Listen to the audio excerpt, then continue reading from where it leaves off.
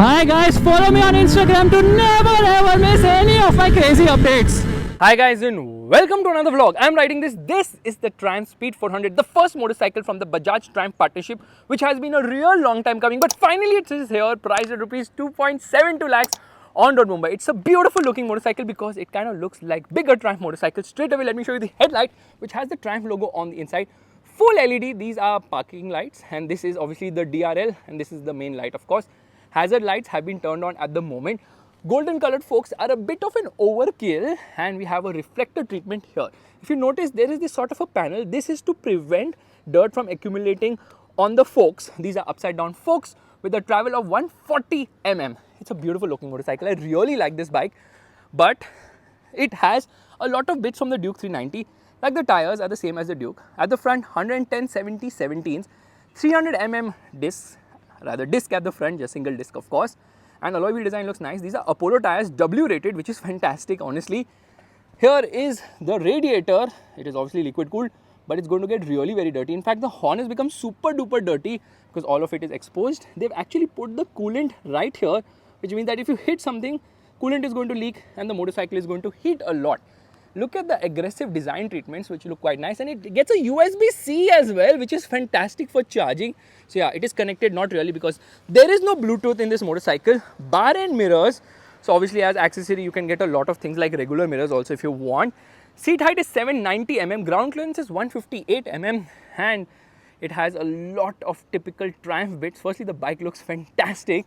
Here it has these fake fins, of course, but this crash guard now will save the engine and the tank, not the exhaust, not that side of the body, because it's kind of chintu-mintu, this crash guard. But obviously as an accessory you can get something bigger.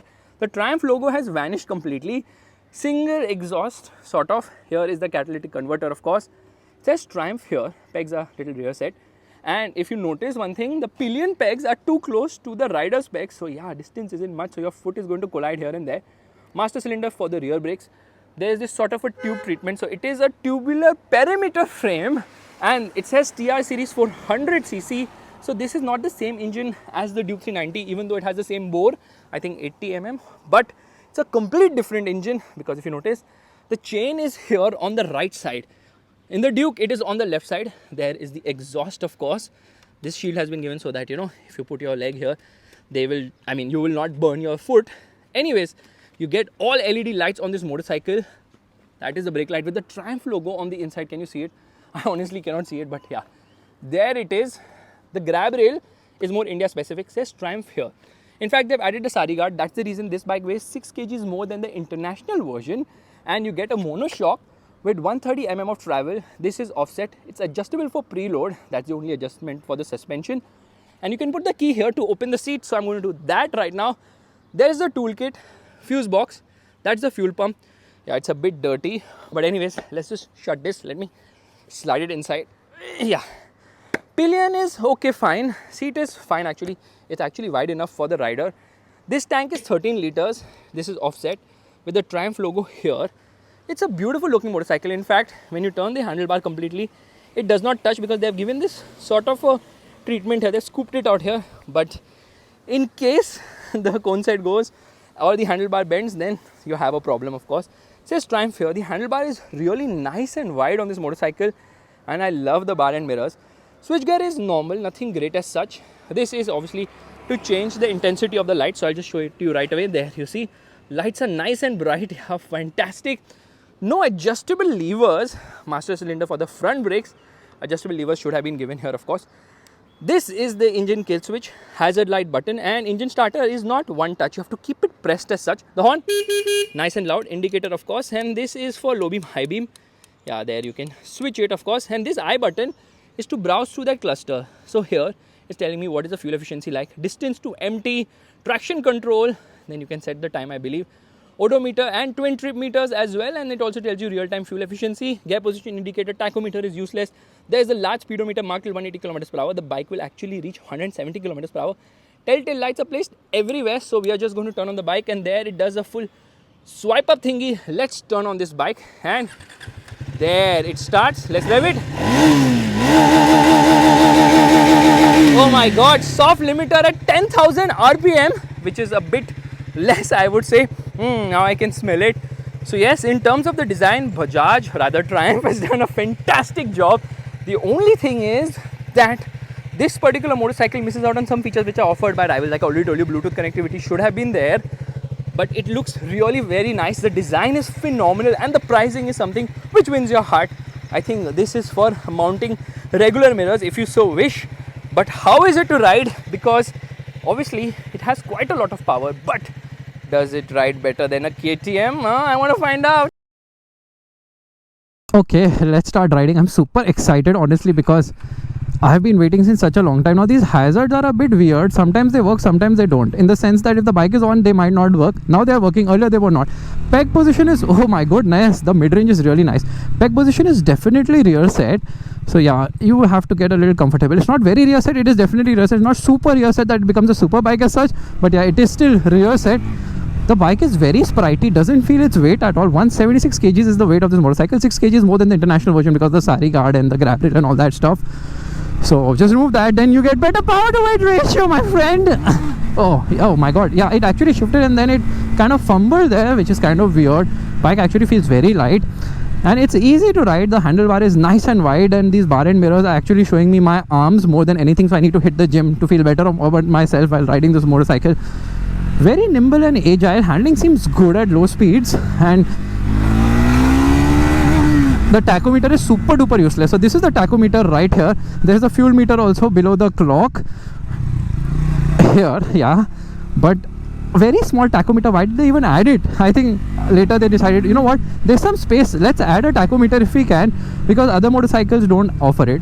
A lot of rivals for this motorcycle, the Royal Enfield Hunter, the Classic 350, and of course it also rivals the Honda CB 350 and 350 RS and the Harley-Davidson X440 and all those bikes. In fact, because of the X440, this bike is attractively priced. I kid you not, once the price of the Harley was announced, these guys at Bajaj and Triumph were like, oh my god, we have to reduce the price of this bike by around 50 to 70,000, and that's the reason why they did not reveal the price of the other bike on this, the Scrambler type bike, because they were in shock.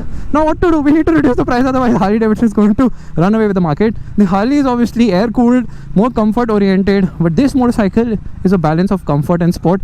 It's not as sporty as a KTM, it's not as smooth, soft as a Bajaj, I would say, and there's not going to be any Bajaj derivative of this motorcycle. Thank god for that. Super happy for that, because the aim here is to just sell motorcycles for Triumph, not to do a one-up for Bajaj as such. And in that regard, I think this motorcycle will have its own identity, thankfully. So it's time to launch. Okay, stop looking at that Endeavour because it kind of looks nice with all those mods. It has traction control, not that we care about it. And time to launch. Revving the motor and off we go. First gear 50 kilometers per hour, second gear 70 kilometers per hour, so gearing is kind of short. Third gear it reaches 100 kilometers per hour, so not short, not tall, it's I think fine. And there's a lot of wind blast to contend with, and now we are into fifth gear. Yeah, it starts to struggle past 120 kilometers per hour. Not 120, 130 kilometers per hour is when it starts to struggle. We are in sixth gear. The motor becomes very vibey. There's a lot of vibration which can be felt in the top end of the rev range. So low end is okay. Mid range is fantabulous. Yeah, it has a very nice mid range. Pushes really hard and fast in the mid range.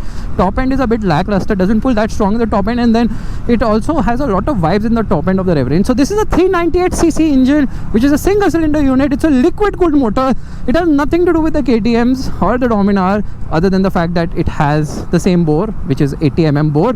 The stroke is completely different. This is a completely different engine because of the positioning of the chain. But if I notice one thing over bad roads, my god, this bike is so smooth. Yeah, look at this, just glides through the worst of roads. So suspension is beautifully done on this motorcycle, and it is very comfortable. Has a nice mid-range. It can be a nice cruiser as well because of the stupendous mid-range and comfort it has to offer. In fact, like I'm kind of sitting upright here, so I'm very comfortable.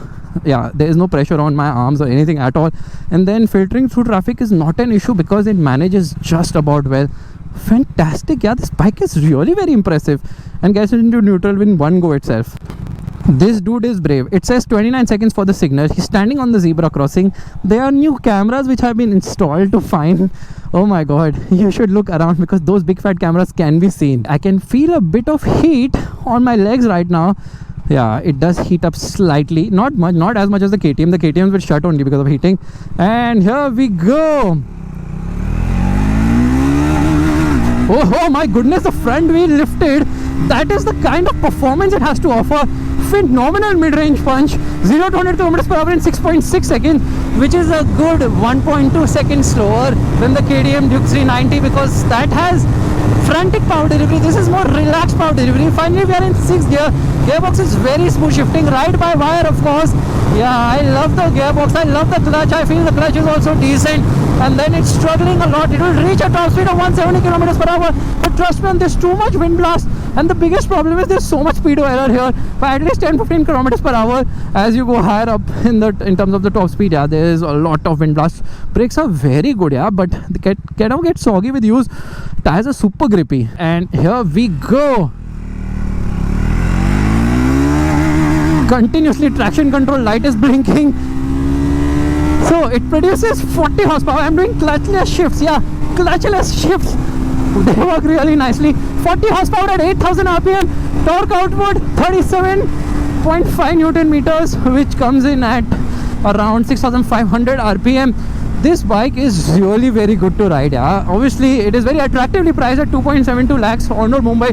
How is it priced so aggressively when compared to the KTM Duke 390? Because something is similar between both these bikes, like the displacement and all that stuff, simply because this bike does not have the same level of hardware as a KTM, because it doesn't have diamond finger followers or forged piston and Nickel coating, and all that has not been done to the engine, which is there with the KTM, because KTM is a very high compression engine. So it obviously needs amazing hardware to really be able to put all that power down and not blow the engine. It redlines at around 9,500 RPM. It doesn't redline like a mad KTM does at around 10,500 RPM. Okay, 1,000 RPM is not much.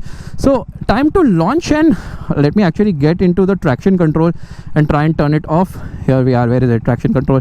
Keep it pressed. There it is. Traction control off. Into first gear, and off we go. Oh, yo baby. Phenomenal motorcycle to ride. So much fun, so easy as well. Wind blast is there. Grip levels are phenomenal from these tires. The tires are really very nice on this bike.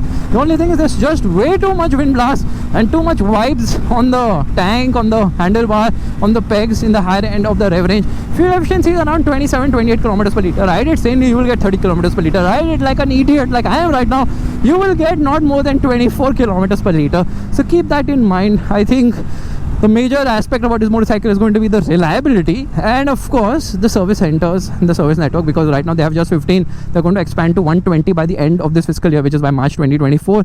So that is their plan. I'm thinking where to go. We'll go here, because they're not going to be using KTM outlets. Yeah, sad. The sound could have certainly been better. The sound is not that great. Yeah, it doesn't sound as amazing as I would have expected a Triumph to, but this is a single cylinder. Are they diluting the brand? Definitely yes. They are diluting it because they want more sales, they want more profit, they want more money. But it's good for the consumer. People who could have never afforded a Triumph can now afford one, because this is priced really attractively. And I just hope they don't increase the prices like they've done with the KTM. So with the Triumph Speed 400, you get a motorcycle which is almost as fun as the KTM. Not exactly as fun, but similar fun. Almost there, 80%, without the bad image of a KTM chapri rider. In fact, I have a KTM Duke 390. Because of the chapri image, I feel so scared to ride it. I don't even ride it. Since 1+ year, I've not even seen the motorcycle. I don't even know where it is lying, because of the image, which is not that great with KTM motorcycles. So yeah, KTM was also obviously priced their bikes very heavily now, very high. They have like lost the value for money quotient, but this Triumph Speed 400 is going to eat into sales of KTM motorcycles for sure. Trust me on that. And look at it go over bumps, which is phenomenal. Handling is good, not KTM level handling, but handling is actually very good.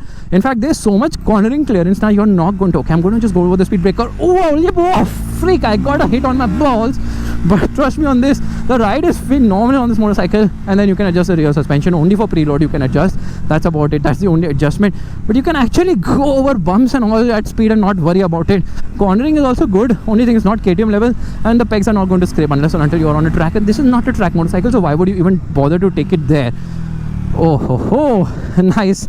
I really like this bike. I think it's phenomenal. We need ADAS because of clowns like these who ride on the opposite direction of the road. So yeah, maybe we will get Ducati level ADAS on such motorcycles in 10, 15, 20 years. So guys, this is my vlog of the Triumph Speed 400. If you like it, make sure to give the thumbs up, that's the like button, and also subscribe to the channel. This is the new KTM. I mean, Bajaj is going to kill KTM on its own by doing such things like the Triumph Speed 400. It is that good, it's that phenomenal that is just going to eat the sales of KTM motorcycles, because I already know a lot of people who are now looking at buying this over a KTM, and that spells trouble for the orange machine. If you like this vlog, make sure to give the thumbs up, that's a like button, and also subscribe to the channel. I will see you guys in the next video real soon.